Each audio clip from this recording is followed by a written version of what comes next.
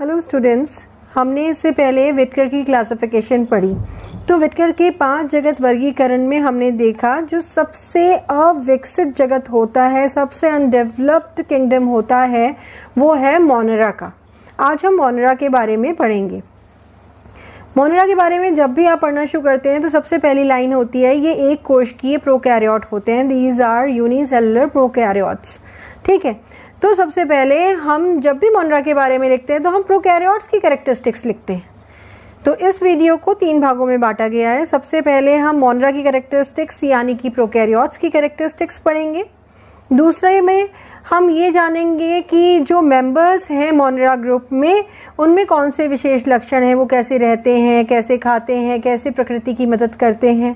ठीक है, और तीसरा जो भाग है उसमें हम ये जानेंगे कि मोनेरा के कौन कौन से प्रकार होते हैं, उसमें कौन से मेंबर्स होते हैं। ठीक है, आइए शुरू करते हैं। बोर्ड में पढ़ेंगे और आप कॉपी और पेन लेके बैठिएगा। जगत मोनेरा पढ़ रहे हैं हम। तो सबसे पहला जो पॉइंट होता है कि यह सरल प्रोकैरियोटिक एक कोशिकीय जीवधारी होते हैं। ठीक है, तो सबसे पहला जो हम पॉइंट पढ़ते हैं तो उसके बाद हम प्रोकैरियोट्स की कैरेक्टरिस्टिक्स पे जाते हैं। तो हम मोनेरा की कैरेक्टरिस्टिक्स अपने आप ही पढ़ लेते हैं। तो ये क्या होते हैं? सिंपल प्रोकैरियोटिक यूनिसेलुलर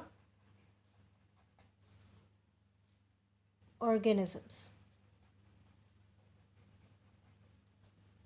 ठीक है, यूनिसेलुलर हैं, एक कोशिकीय हैं। ठीक है, अब जो पहला एक प्रोकैरियोट्स का पहला कैरेक्टरिस्टिक होता है वो ये कि इनका संगठित केंद्रक नहीं होता है। इनमें संगठित केंद्रक का अभाव होता है। ऑर्गेनाइज्ड न्यूक्लियस नहीं होता है। अब देखिए, ऑर्गेनाइज्ड न्यूक्लियस क्या होता है कि अगर एक न्यूक्लियस के बाहर मेम्ब्रेन ही नहीं है तो उसका सारा सामान तो यूं ही बिखरा पड़ा है, तो वो तो ऑर्गेनाइज्ड है ही नहीं, वो तो ट्रू न्यूक्लियस कहलाएगा ही नहीं। ठीक है, तो तीसरा पॉइंट इसी में से निकलता है कि केंद्रक में केंद्रक कला तथा केंद्रिका का अभाव होता है। केंद्रक कला मतलब न्यूक्लियर मेम्ब्रेन, और केंद्रिका न्यूक्लियोलस। ये शब्द आपको दोनों भाषाओं में आने चाहिए, ये दोनों एब्सेंट होते हैं। ठीक है, न्यूक्लियोलस जो कि नॉर्मली यूकैरियोटिक सेल्स में होता है, इसमें नहीं होता है, और न्यूक्लियर मेम्ब्रेन भी नहीं होती है। फोर्थ पॉइंट जो कि प्रोकैरियोट्स का कैरेक्टरिस्टिक है, रिक्तिकाएं नहीं पाई जाती हैं। रिक्तिकाएं होती हैं vacuoles. Vacuoles are absent. Fifth, झिल्ली युक्त कोशिकांग। झिल्ली युक्त कोशिकांग होते हैं जिनके बाहर झिल्ली होती है, जिनके बाहर मेम्ब्रेन होती है, और कोशिकांग वो ऑर्गेनली जो सेल के अंदर होती है, कोशिका के अंग। ठीक है, तो मेम्ब्रेन बाउंड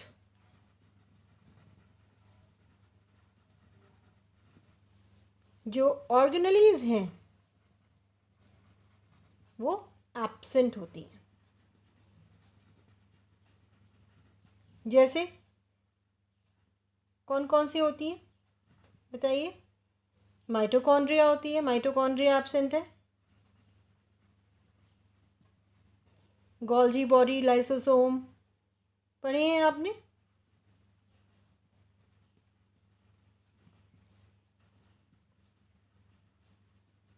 एक्सेट्रा। जितनी भी झिल्ली युक्त कोशिकांग होते हैं, मेम्ब्रेन बाउंड ऑर्गेनलीज होती हैं, वो मोनेरा में नहीं होती है, क्योंकि मोनेरा किसके कैरेक्टरिस्टिक शो कर रहा है? प्रोकैरियोट के। ठीक है, अब डीएनए जो होता है नग्न होता है, इसमें हिस्टोन प्रोटीन नहीं होता है। ठीक है, तो हम यहाँ पर कहेंगे नेकेड डीएनए। और क्या नहीं है इसमें? Without histone protein.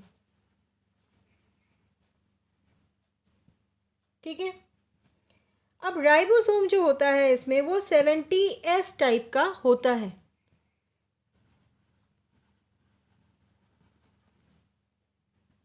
is of 70s type.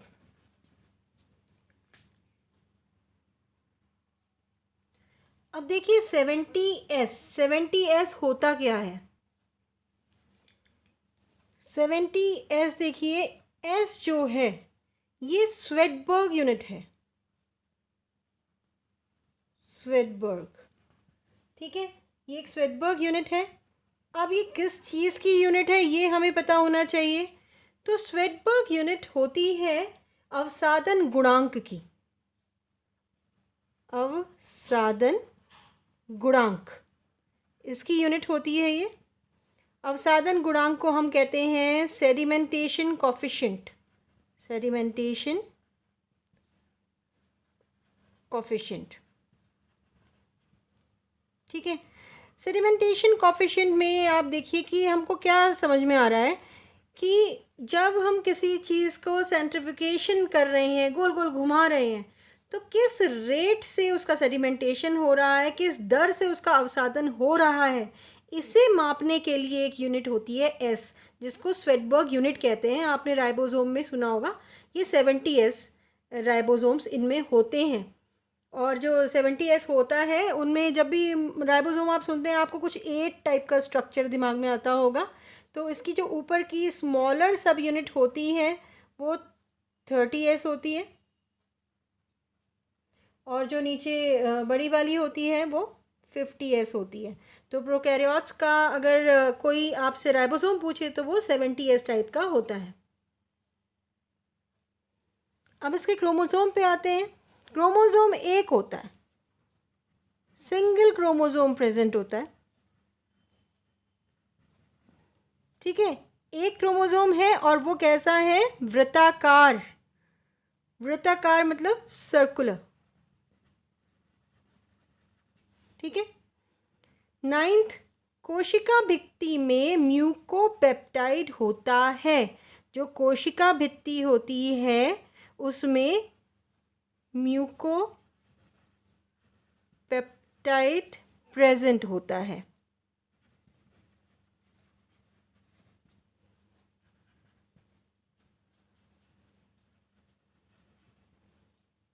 और 10th है कि जो इसका फ्लैजिला होता है वो 9+2 विन्यास का होता है। जो फ्लैजिला है वो 9+2 विन्यास का नहीं है, सॉरी वो नहीं होता है।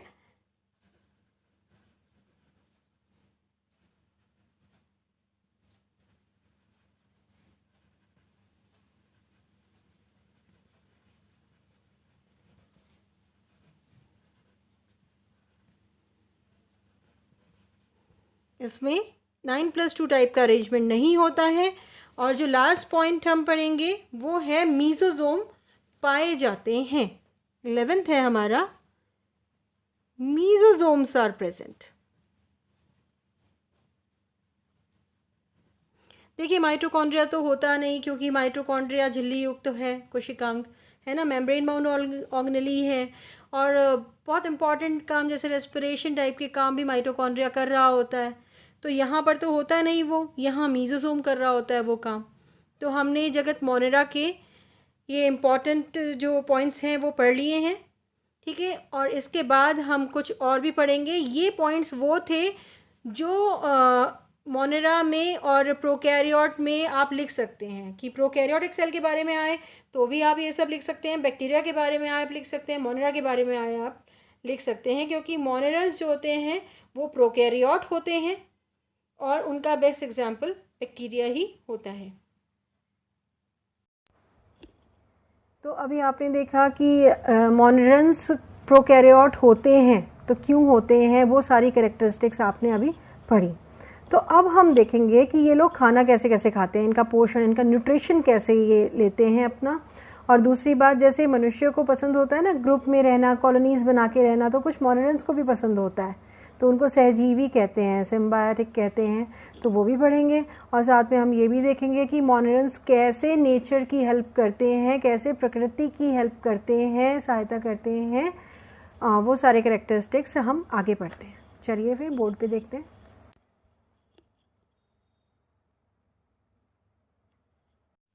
अब हम 12th पॉइंट पढ़ रहे हैं किंगडम मोनेरा का। ये है पोषण। पोषण मीन्स न्यूट्रिशन। न्यूट्रिशन देखिए, न्यूट्रिशन 3 टाइप्स में है। पोषण 3 प्रकार का है। स्वयं पोषित ऑटोट्रॉफ्स, पर पोषित हीटरोट्रॉफ्स, सहजीवी सिम्बायोटिक। एक एक करके पढ़ेंगे। स्वयं पोषित जो अपने भोजन की आवश्यकता को स्वयं पूरा कर लेते हैं, they are self sufficient for their nutrition. ठीक है। पर पोषित वो होते हैं जो दूसरे जीवों पर आधारित होते हैं और उनसे अपना भोजन ले पाते हैं, पर पोषित। ठीक है। Heterotrophs, they depend on others for their nutrition. और लास्ट है आपका सिम्बायोटिक। सिम्बायोटिक क्या होता है? सहजीवी जिसे हम कहते हैं। सहजीवी में क्या होता है कि ये किसी और के साथ, किसी और जीव के साथ रहते हैं और ये उस जीव को लाभान्वित करते हैं और उससे खुद लाभान्वित होते हैं। मतलब जो सहजीवी होते हैं, सिम्बायोटिक होते हैं, एक म्यूचुअली बेनिफिशियल रिलेशनशिप रखते हैं दूसरे ऑर्गेनिजम्स के साथ। ठीक है। अब हम एक एक करके पढ़ेंगे। पहला है स्वयं पोषित। स्वयं पोषित में सबसे पहला आपका है फोटोसिंथेटिक, या फिर आप उसे फोटो ऑटोट्रॉफिक भी कहते हैं। फोटो प्रकाश होता है, ऑटोट्रॉफिक। फोटो ऑटोट्रॉफिक न्यूट्रिशन जो लेते हैं, ये क्या करेंगे कि इनके अंदर क्लोरोफिल से मिलते जुलते कुछ वर्णक होंगे। ठीक है। और ये जो वर्णक होंगे ये इनको स्वयं का पोषण बनाने में मदद करते हैं। इसके एग्जाम्पल्स में होता है क्लोरोबियम,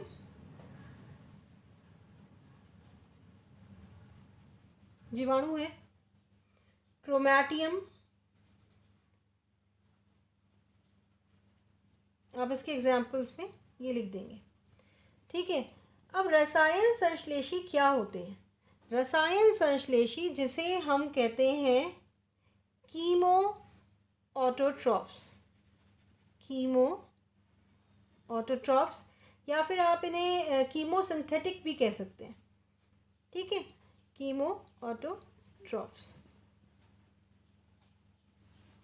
इनकी खास बात ये होती है कि ये क्या करते हैं, जो भी कार्बनिक अकार्बनिक पदार्थ होते हैं, जो भी ऑर्गेनिक और इनऑर्गेनिक मटेरियल होते हैं, उसका ये ऑक्सीडेशन कर देते हैं, ऑक्सीकरण कर देते हैं।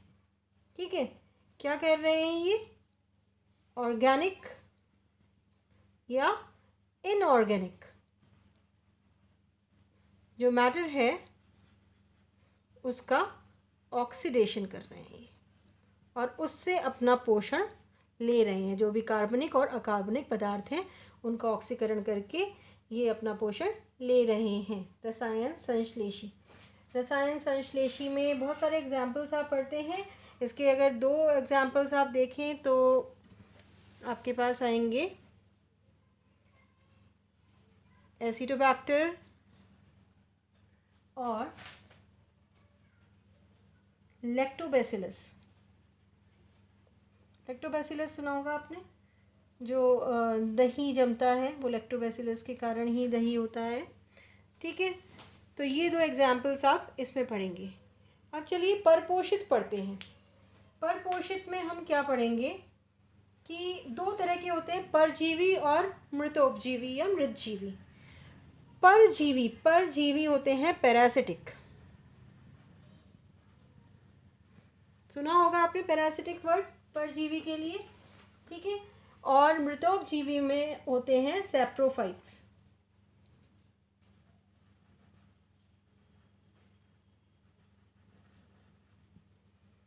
ठीक है। इनको हम सैप्रोफाइट्स कहते हैं, सैप्रोफाइटिक कहते हैं। ये मृतोपजीवी होते हैं। परजीवी क्या होते हैं? ये अपना भोजन जीवित जो जीव जंतु होते हैं उनसे प्राप्त करते हैं, जैसे कि स्ट्रेप्टोकोकस।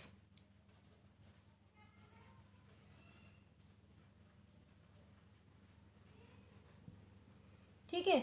इसमें ज़्यादातर वो आते हैं जिनकी वजह से हमें बहुत से रोग होते हैं। जैसे आपने सुना होगा माइकोबैक्टीरियम ट्यूबरकुलोसिस। ठीक है। ये जो है जीवाणु ये ट्यूबरक्लोसिस कर रहा है। ऐसे बहुत सी हमारी बीमारियां हैं, जैसे टिटनस हो गया, कॉलरा हो गया, ये सब जीवाणुओं से हो रही हैं और ये परजीवी होते हैं। ठीक है, तो parasites are getting their nutrition from living plants and animals. ठीक है, तो पैरासाइट्स में आपने स्ट्रेप्टोकोकस पढ़ा और माइकोबैक्टीरियम ट्यूबरक्लोसिस भी होता है।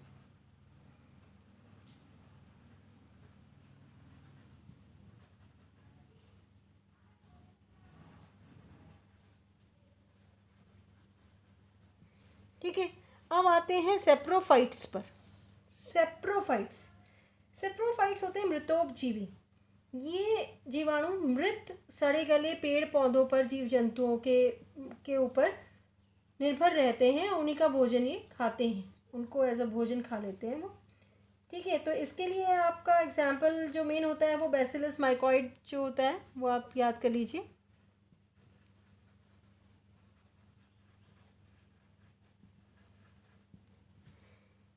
ठीक है, तो ये आपने इनके नाम याद करने हैं कि कम से कम आप इनको एज एन एग्जाम्पल आप इनको कोट कर सकें। अब आता है सहजीवी सिम्बायोटिक रिलेशनशिप अब हम देखेंगे। ठीक है, सिम्बायोटिक रिलेशनशिप क्या होती है कि जैसे राइजोबियम जो होता है वो पौधे की जड़ में उपस्थित कुछ नोड्यूल्स होते हैं। ठीक है, उनमें होता है, तो ये क्या करेगा कि ये नाइट्रोजन को फिक्स करेगा, जो एनवायरनमेंट में नाइट्रोजन होती है उसका स्थिरीकरण करके उसको पौधे को देगा, तो पौधे को भी लाभ हुआ और पौधे ने इसको रहने के लिए जगह दी तो इसको खुद को भी लाभ हुआ। तो राइजोबियम इसका एग्जाम्पल है, सहजीवी। ठीक है, तो आप इसका एग्जाम्पल याद रखिएगा।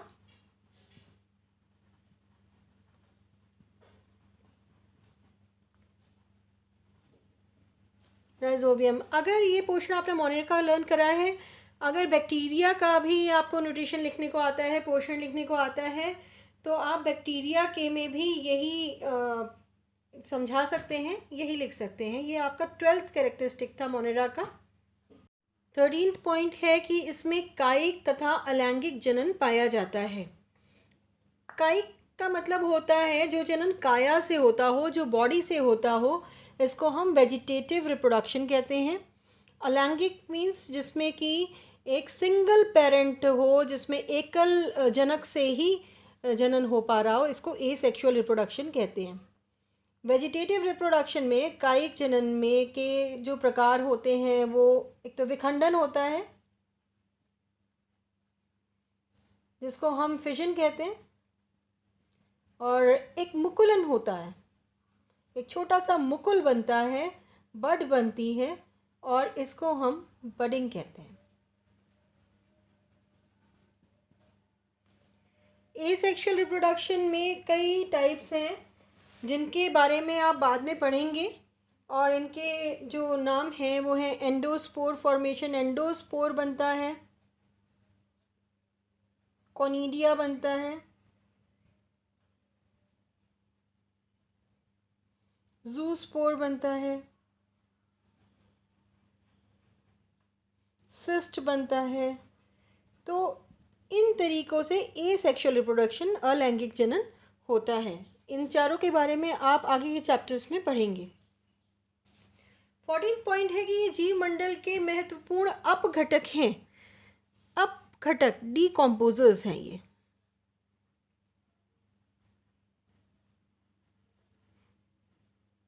डीकम्पोजर जो कि किसी चीज़ को सड़ाए, ठीक है, उसको डीकम्पोज करे और उसको उसके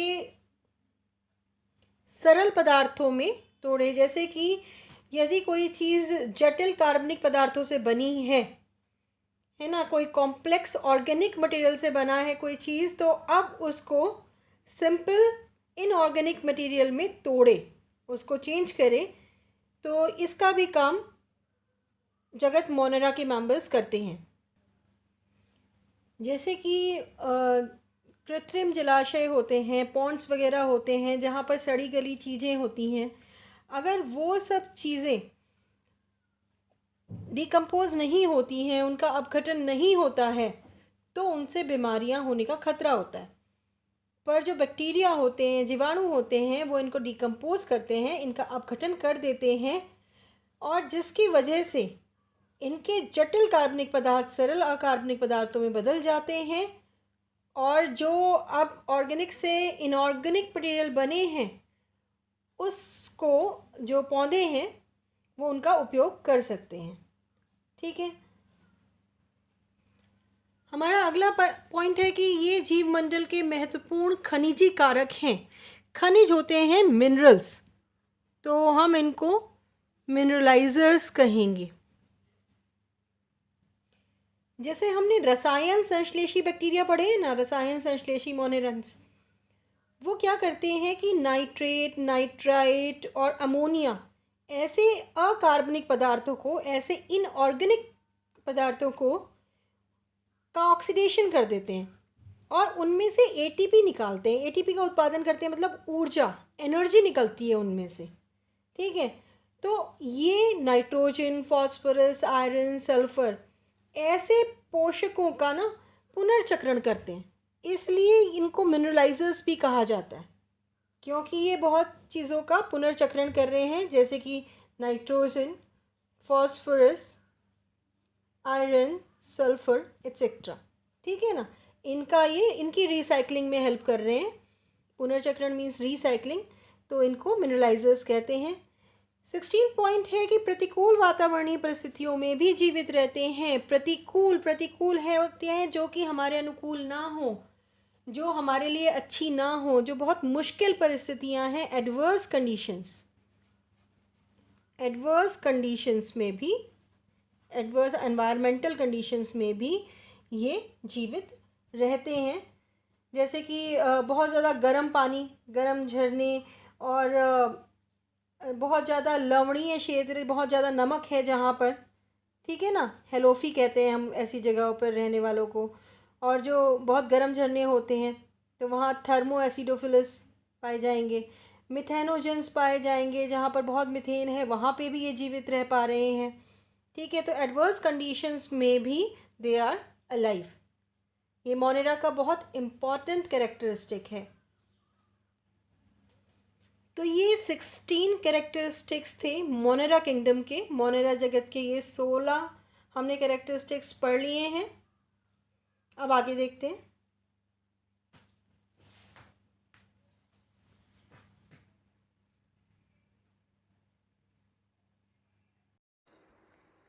तो हमने बैक्टीरिया के सारे कैरेक्टरिस्टिक्स पढ़ लिए हैं। अब हम बैक्टीरिया के 2 सब किंगडम्स पढ़ेंगे। बैक्टीरिया के 2 सब किंगडम्स हैं आर्कीबैक्टीरिया एंड यूबैक्टीरिया। चलिए इन्हें बोर्ड पे पढ़ते हैं। मोनेरा जगत के हम प्रकार पढ़ रहे हैं। तो जो मोनेरा किंगडम है इसको 2 टाइप्स में हम स्टडी करते हैं। पहला है हमारा आर्कीबैक्टीरिया, जिसको हम आद्य बैक्टीरिया कहते हैं। दूसरा है यूबैक्टीरिया। ठीक है, अब आर्कीबैक्टीरिया जो है ये एक विशिष्ट प्रकार का बैक्टीरिया होता है जो कि बहुत कठिन जगहों पर रह पाते हैं। ऐसी जगहों पर ये रहते हैं जहाँ पर रहना मुश्किल होता है। और इनकी खास बात ये है कि जो आर्कीबैक्टीरिया थे ये ही पृथ्वी के प्रथम जीव हुआ करते थे। ये तब से हैं पृथ्वी पे, ठीक है, जब से लाइफ शुरू हुई है। तो आर्कीबैक्टीरिया को अगर आप बांटते हैं तो 3 भागों में बांटेंगे, मिथेनोजन, हेलोफाइल एंड थर्मोएसिडोफाइल्स। ठीक है, मिथेनोजेन, हेलोफाइल्स, हेलोफिलस कह रहे हैं इन्हें, और थर्मोएसिडोफाइल्स जिसमें थर्मोएसिडोफिलस। ठीक है, अब जो मिथेनोजेंस होते हैं ये हमें दलदल वाले स्थानों में पाए जाएंगे, मार्शी एरियाज़ में पाए जाते हैं। तो दलदल में पाए जाते हैं तो वहाँ पर जो इन्हें कार्बन डाइऑक्साइड या फिर फिमारिक एसिड मिलता है ये उसको मीथेन में चेंज कर देते हैं, इसीलिए इनको मिथेनोजन कहते हैं। ये उसे मीथेन में चेंज कर देते हैं। और इनकी खास बात ये होती है कि ये रूमिनेंट एनिमल्स के गट में भी पाए जाते हैं। रूमिनेंट एनिमल्स हो गए जैसे कि काऊ हो गई, है ना, गाय भैंस जो जुगाली कर रहे हैं, इन एनिमल्स के गट में, पेट में ये पाए जाते हैं। ये इसलिए पाए जाते हैं जिससे कि ये सेल्यूलोज का पाचन कर सकें। जो उनके पेट में सेल्यूलोज हो रहा है, जिस तरह का वो खाना खा रहे हैं उसमें सेल्यूलोज है, उसका पाचन कर सकें, इसलिए इनके पेट में मिथेनोजन जो बैक्टीरिया हैं ये पाए जाते हैं। और इसीलिए आपने देखा होगा कि गोबर गैस, गोबर से मीथेन बन रही है। ठीक है ना। अब दूसरा है हेलोफाइल्स। हेलोफाइल्स जो होते हैं ये बहुत लवणीय स्थितियों में पाए जाते हैं, बहुत ज़्यादा ओवर सॉल्टी कंडीशंस जो होती हैं। जैसे कि आपने नाम सुना होगा ग्रेट सॉल्ट लेक, अमेरिका में है। इसके अंदर हेलोफाइल्स पाए जाएंगे। ठीक है। और इनमें खास बात ये होती है कि ये सोलर रेडिएशन से एटीपी बना पाते हैं। ये सौर विकिरण से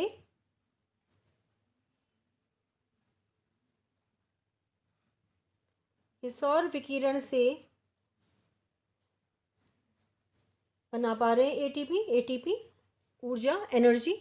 ठीक है। अब जो थर्ड टाइप होता है वो है थर्मो एसिडोफाइल्स। थर्मो एसिडोफाइल, देखिए थर्मो का मतलब ही होता है गर्मी, और एसिडो मतलब एसिड। कितनी भी गर्म कंडीशन हो, कितनी एसिडिक कंडीशन हो, थर्मो एसिडोफाइल्स वहाँ रह पाते हैं। ठीक है। जैसे कि बहुत हॉट सल्फर स्प्रिंग्स में ये पाए जाएंगे जहाँ पर 80 डिग्री तक का तापमान होगा।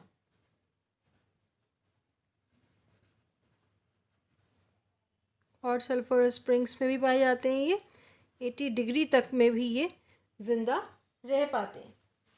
ठीक है। तो और इनकी खास बात ये होती है कि इनमें से कुछ जीवाणु जो होते हैं ना, ये एनाइरोबिक कंडीशंस में, अनाक्सी परिस्थितियों में, जब ऑक्सीजन नहीं है उसमें जो सल्फर होता है उसको हाइड्रोजन सल्फाइड में बदल देते हैं, H2S लाने में ये सक्षम होते हैं। तो ये 3 टाइप के आर्की बैक्टीरिया थे, आधे बैक्टीरिया, मिथेनोजन, हेलोफाइल्स और थर्मो एसिडोफाइल्स। ठीक है। अब हम पढ़ेंगे यू बैक्टीरिया। यू बैक्टीरिया को हम वास्तविक बैक्टीरिया भी कहते हैं। जैसे हम कहें तो हम इसे ट्रू बैक्टीरिया कह सकते हैं। और इनकी पहचान मेनली दो चीज़ों से होती है। इनकी कठोर कोशिका भित्ति, जैसे हम कहेंगे हार्ड सेल वॉल, और एक कशाप, फ्लैजिला। ठीक है। ये दो चीज़ें देख करके आपको पता लगेगा कि ये यू बैक्टीरिया है। यू बैक्टीरिया में मेनली हम साइनोबैक्टीरिया पढ़ते हैं।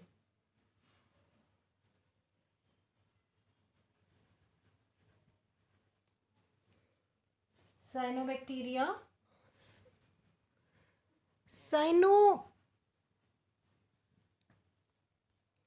बैक्टीरिया को हम कहते हैं नील हरित शैवाल।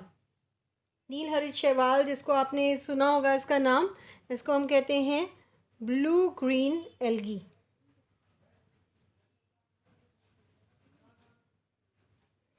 ये आपने नाम सुना होगा, नील हरित शैवाल। क्या खास बात होती है नील हरित शैवाल की कि इनमें हरित पादपों की तरह क्लोरोफिल ए पाया जाता है। इनमें क्लोरोफिल ए पाया जाता है।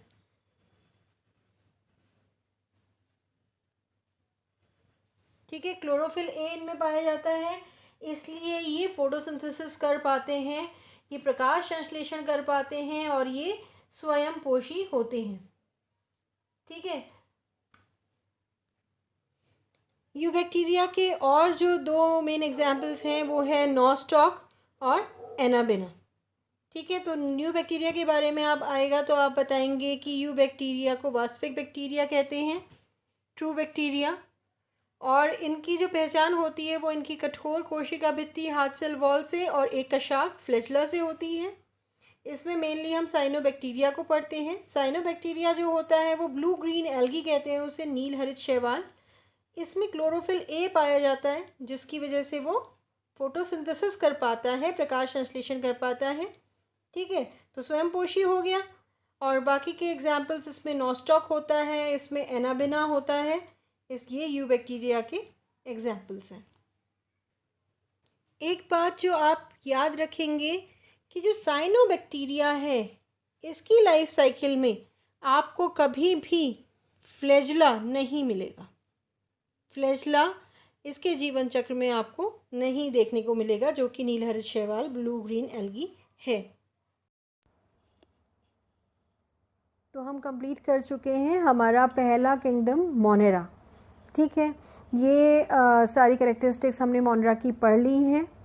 और जो इसके सब किंगडम्स हैं, साइनोबैक्टीरिया, यूबैक्टीरिया, आर्कीबैक्टीरिया, अगर इनके बारे में आप और विस्तृत जानकारी चाहते हैं और डिटेल्ड स्टडी चाहते हैं तो फिर एक अलग पीरियड में इसको पढ़ा जाएगा। अब इस चैप्टर में से हमने कुछ क्वेश्चंस लिए हैं, उनके आंसर्स आप कमेंट बॉक्स में डालेंगे। पहला क्वेश्चन है, धान की खेती को उपजाऊ बनाने के लिए कौन सा मोनेरन काम आता है? धान की खेती, पैडी फील्ड्स। बैक्टीरिया में कितने न्यूक्लियस होते हैं? सेकेंड क्वेश्चन है, जीवाणु में कितने केंद्रक होते हैं? थर्ड क्वेश्चन है, दही में कौन सा बैक्टीरिया पाया जाता है? फोर्थ क्वेश्चन है, बैक्टीरिया के डीएनए में कौन सा प्रोटीन नहीं होता है जो कि यूकैरियोट के डीएनए में होता है? ये चारों क्वेश्चंस के आंसर्स चाहे तो आप इंग्लिश में लिखिए चाहे हिंदी में लिखिए, कमेंट बॉक्स में डालिए। हम दोनों भाषाओं का प्रयोग कर रहे हैं, आपको साफ समझ में आए इसलिए। ठीक है, अगले टॉपिक के साथ अगले पीरियड में मिलते हैं। Thank you.